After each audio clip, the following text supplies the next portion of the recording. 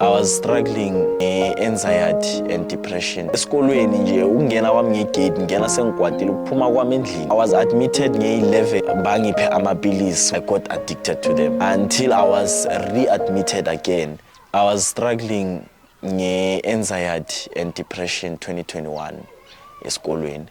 So I had a lot going on empilweni yami. Yonke into bengiyivalela ngingakhulumi namuntu ngingazi ukuthi ngikhulume nobani. Kanti ngendlela bengivalele ngayo the anger it created kimi